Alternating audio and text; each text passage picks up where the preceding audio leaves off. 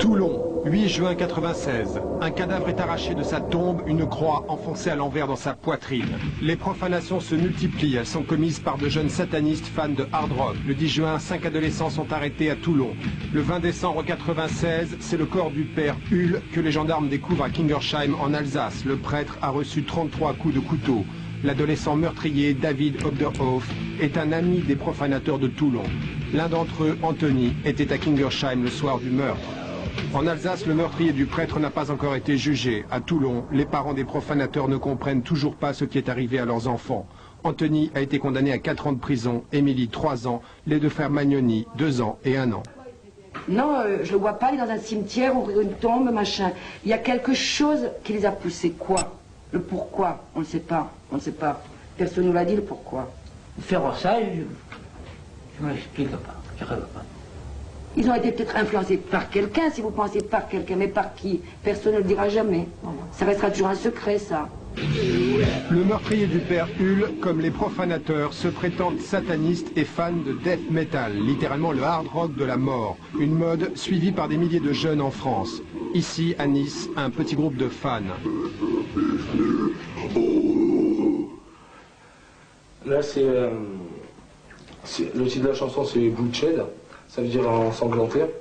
Ça parle d'une petite fille qui est misanthrope, qui supportait personne, et ça se passe dans une maison. Et la nuit, pendant que tout le monde dort, elle bute ses 2 frères, dont un bébé, elle enterre dans son berceau. Son autre frère, il lui ampute les bras et les jambes, et elle le peint au plafond. Pour eux, cette musique est un rituel mystique et occulte, une véritable philosophie qui guide leur existence. Je pense qu'actuellement, je suis, on peut appeler ça étudiant dans l'occultisme, et je commencerai à devenir initié du moment où je retrouverai un maître. Enfin, du moins, le maître m'aura trouvé.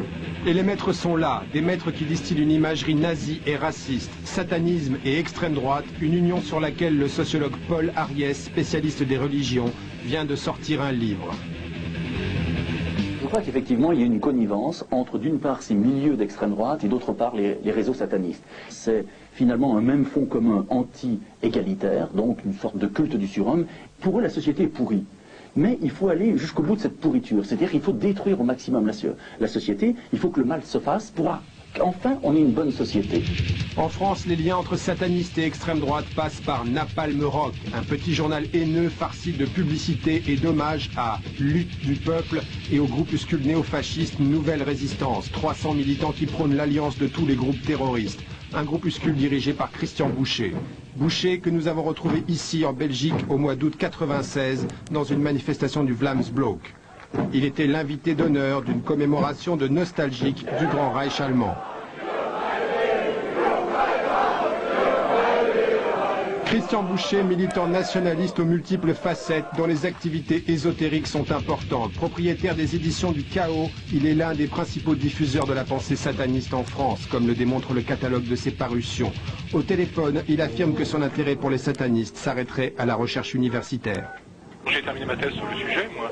Il n'y a pas de raison, une fois que j'ai mon doctorat, que je continue à fréquenter des barges. Pourtant, ce document, une convocation à une cérémonie luciférienne, démontre qu'il est bien le grand maître de l'Ordo Templi Orientis et que la réunion de cette petite secte luciférienne se tenait à son domicile. Nicolas, ancien compagnon d'armes, révèle une stratégie d'infiltration. Les profanateurs du cimetière de Toulon étaient en contact avec des gens de l'organisation de Christian Boucher, puisque peu de temps avant la profanation, ils se sont réunis chez le responsable de l'organisation de Christian Boucher à Toulon. Christian Boucher a développé une stratégie qu'il a nommée la stratégie des méta-réseaux, donc qui consistait à placer un membre de Nouvelle Résistance dans le maximum d'organisations à caractère païenne ou ésotérique. Et Nouvelle Résistance ne se contente pas d'infiltrer les satanistes, elle place aussi ses hommes au Front National. Ainsi, le numéro 2 de ce groupuscule, André-Yves Beck, est membre du comité central du FN. Un de nos dirigeants s'est retrouvé engagé à la mairie d'Orange comme l'équivalent d'un chef de cabinet. Quoi. Bon. André-Yves Beck, oui. Voilà.